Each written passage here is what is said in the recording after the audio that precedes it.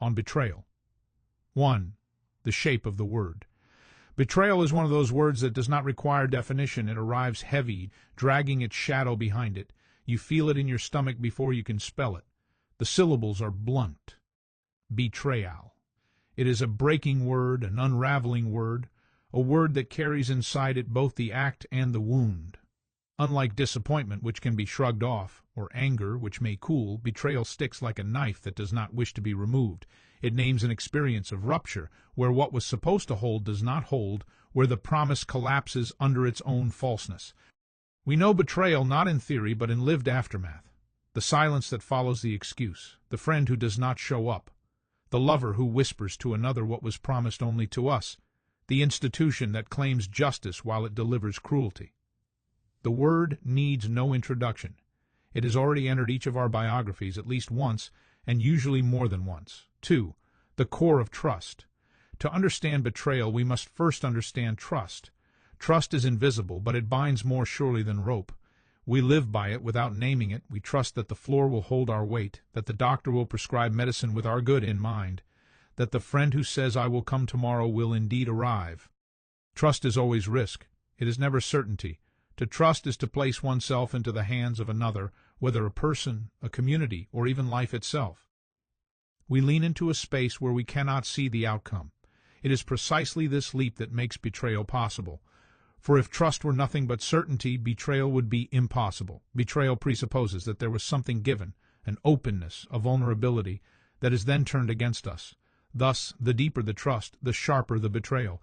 A stranger can insult me, deceive me, ignore me, but they cannot betray me. Only those who have been allowed near the inner circle, those to whom I have given some part of myself, can wound me in this peculiar way. 3. The anatomy of the wound. What makes betrayal unique is that it cuts along two lines at once. First, there is the failure of action. The friend does not appear. The promise is not kept. The secret is told. Second, there is the collapse of meaning. The whole story we told ourselves about this person, this relationship, is suddenly rendered false.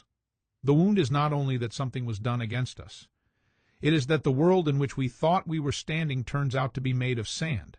This is why betrayal often feels dizzying. We are not simply hurt, we are disoriented. One can almost map the experience. A shock, a dawning recognition, it cannot be. A second stage, rage, the desire to strike back. Then the hollowing stage, the realization that the past itself has been poisoned. For betrayal has a retroactive force. It does not only damage the present moment, it rewrites the past, declaring, "What you thought you lived was never real." This is a cruelty unlike others. With most pain, at least the past can remain intact. But betrayal walks backwards through memory, scrawling graffiti on what once seemed pure. 4. Small betrayals, great betrayals. We must distinguish scales. There are small betrayals, the forgotten promise, the half-truth told to spare embarrassment, that sting but do not fracture the foundation. Then there are great betrayals, the Judas kiss, the treachery that delivers one into captivity or ruin. And yet the line is not always clear. For to the person in pain, the small betrayal can be experienced as great. When the sick body waits in the hospital bed for the friend who said they would come and they do not, the absence cuts deeper than it seems it should. This is because the situation amplifies vulnerability. What might have been tolerable on a casual afternoon becomes intolerable when one is already weak, already exposed. Thus, betrayal is not measured merely by the act, but by the state of the betrayed. The same word can name both the monumental treason of a state and the personal cruelty of a friend's casual negligence. In each case, the essence remains the same, the failure of trust, the reversal of what was promised. 5. Betrayal and apology. There is a peculiar phrase attached to betrayal. These two words, often spoken with the thinnest breath of sincerity, attempt to paper over the abyss, but apology after betrayal rarely restores what was broken. Why? Because betrayal is not merely about the act. It is about the collapse of meaning. An apology may acknowledge the act, but it cannot rewrite the fact that the betrayal occurred. Once you have been shown that the friend will abandon you, that the partner will lie, that the institution will sacrifice you for its own preservation, you cannot return to innocence. At best, you may reconstruct a new form of trust, but it will always be built on scar tissue, always marked by the memory of fracture. This is why sorry often feels insulting after betrayal. It reduces the wound to a mistake, a misstep, when in truth something irreversible has occurred. 6. Betrayal and the body.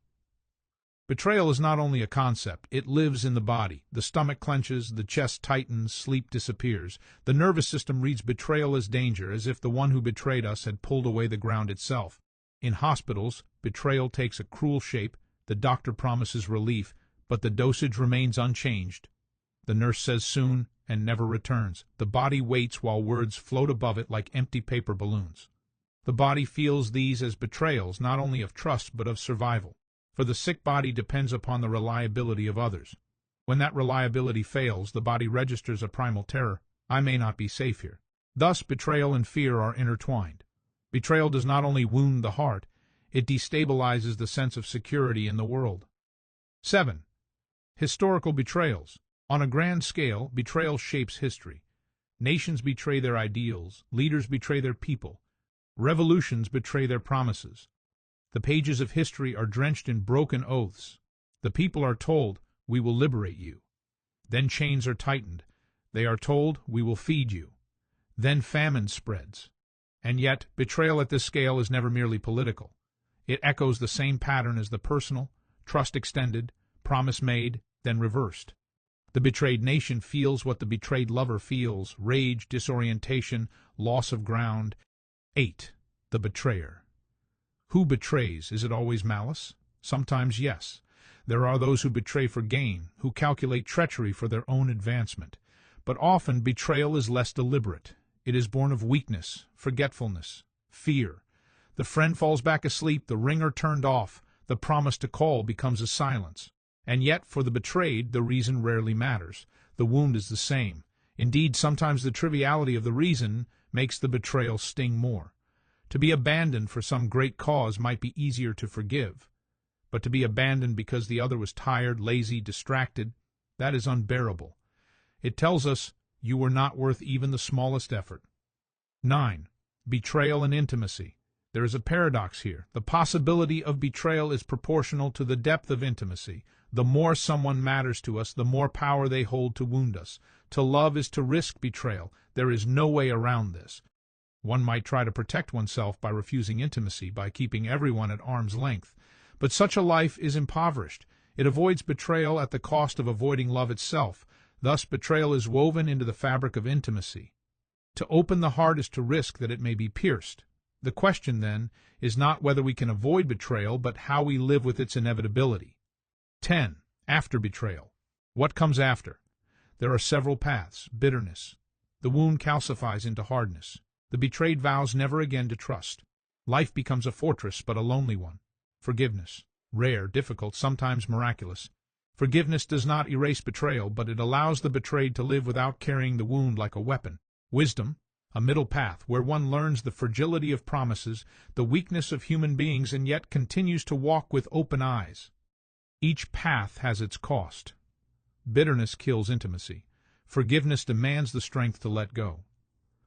Wisdom requires holding contradiction, to trust again, knowing trust may be broken again. 11. Betrayal of the self. There is another betrayal, quieter, more insidious, self-betrayal. When I promise myself I will change and I do not. When I silence my own truth to please others.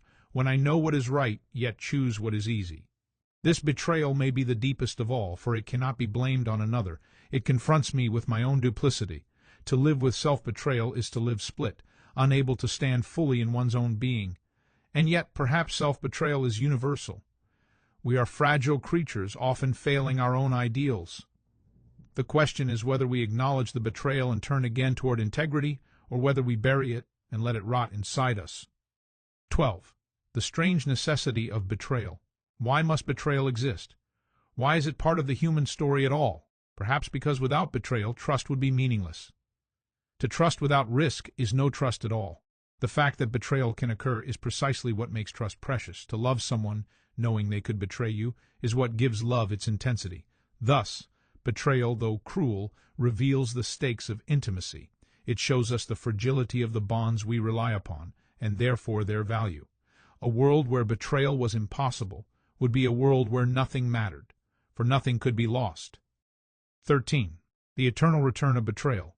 One never experiences betrayal only once. It recurs. Different faces, different settings, but the same knife. Each time the old scars ache anew. And yet one also betrays others. None of us are innocent. We all fail, break promises, fall short. This realization complicates the story. To know oneself as both betrayed and betrayer is to know the depth of the human condition. Perhaps this is why the theme is so persistent in religion, literature, myth.